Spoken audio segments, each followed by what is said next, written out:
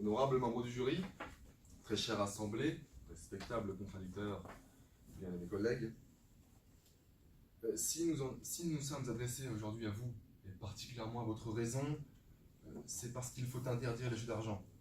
Mais la réforme que nous vous proposons est avant tout humaine. Aussi, ma très chère collègue ministre de la Santé, même si ça a été omis, en a appelé quelques instants auparavant aussi à votre empathie face à la vulnérabilité de l'individu. À mon tour, j'en appelle pareillement à votre bon sens et à vos bons sentiments, convaincus qu'ils vont de pair, pour vous parler de la question de l'ordre public. Mais avant cela, il me faut revenir sur quelques petites inexactitudes de l'opposition de notre très cher député, monsieur Mathieu Le Tendre, qui nous explique que les jeux d'argent sont un loisir pour oublier les problèmes. Et c'est là exactement ce qu'on leur reproche, messieurs. Ces jeux d'argent, c'est de la vente d'espoir. Ni plus ni moins que de la vente d'espoir. On vend du rêve. Et on nous dit ensuite que tout loisir est sujet à addiction. C'est vrai, mais toutes les addictions n'ont pas les mêmes conséquences. Et c'est ce que ma collègue Lola Calvo vous disait, cette chère ministre de la Santé, et que vous n'avez pas su comprendre. Revenons-en donc à notre sujet, la préservation de l'ordre public. Et ce pourquoi? Parce qu'interdire les jeux d'argent, messieurs, c'est protéger les populations. Vous expliquez que pour la défense et la protection de l'individu, il en allait de la nécessité d'interdire les jeux d'argent, puisqu'ils ont des effets des plus néfastes. Messieurs les membres du jury, dépendance, addiction, endettement, ne serait-ce pas là que des choses méprisables et répréhensibles?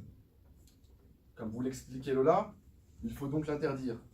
Mais plus encore, c'est une protection de la population et donc de l'ordre public, puisque les jeux d'argent développent des comportements immoraux. Et là, c'est notre très cher chef du gouvernement, pardonnez-moi, Samuel Barbier, qui vous citait George Washington, en vous disant que les jeux, c'est le terreau de l'avarice, de l'avidité, car oui, avarice et avidité vont de mise lorsqu'on en vient au jeu. Mais si ce n'était que cela, si ce n'était qu'immoralité encore, on pourrait passer. Mais lorsqu'il en va de sommes colossales, de montants immenses, forcément, on en vient à des exactions, à des actes pénalement répréhensibles. Et pour illustrer mon propos, j'aimerais vous citer le projet de loi relatif à la prévention de la délinquance datant de 2007, donc prévention de la délinquance, dans lequel on préconisait l'interdiction des jeux d'argent en ligne. C'est voir la corrélation, le lien entre jeux d'argent et délinquance. Et pourquoi donc, me direz-vous? Puisque l'homme est un loup pour l'homme, lorsqu'il y a de l'argent en jeu, lorsqu'on en arrive à des pareilles situations d'endettement, d'addiction, alors on touche au vol, à la tricherie, à l'escroquerie. Et ça, messieurs, c'est répréhensible. Je vous écoute. Monsieur, vous nous parlez en fait tout le temps des dérives des jeux d'argent.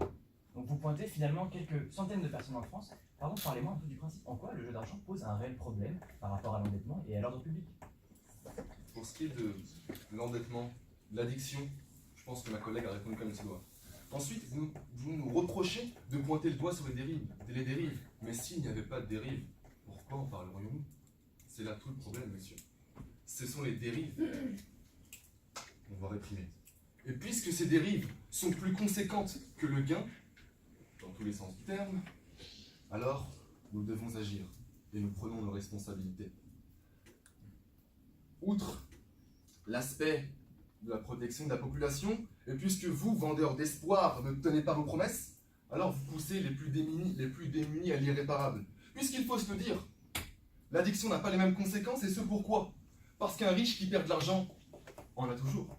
Mais le pauvre, lui, ne peut pas se permettre de perdre cet argent. On lui vend de l'espoir, et derrière, on ne lui propose rien.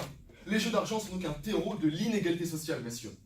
Et on pourrait dire que mon discours est autoritaire, puisque je parle d'ordre public et de répression, en quelque sorte, puisque je voudrais interdire les jeux d'argent, mais sachez que les jeux d'argent sont un vecteur de désordre social en ce qu'ils dépravent, en ce qu'ils dévoient, en ce qu'ils corrompent les activités culturelles, telles que le sport ou les loisirs. Il n'y a qu'à voir l'aspect négatif que les jeux d'argent ont sur les divertissements. La logique monétaire pervertie jusqu'à nos passions. On pense plus à la cote du match qu'au résultat de celui-ci. Alors nous ne sommes pas des directeurs de conscience et nous n'allons pas interdire ce qui est immoral. Par contre, lorsque l'argent s'immisce et qu'on en vient à des matchs truqués sur des histoires de paris sportifs, Lorsque les casinos, pas très regardants sur la provenance des fonds qui sont injectés, en viennent à permettre le blanchiment d'argent, là, nous devons agir. Autrement, c'est l'ordre public qui en périt. Aussi, en ce qu'il comporte d'immoral et d'illégal, il faut interdire les jeux d'argent. Et sachez que s'il était pensable de jouer de l'argent, il est inconcevable de jouer avec l'ordre public. Merci.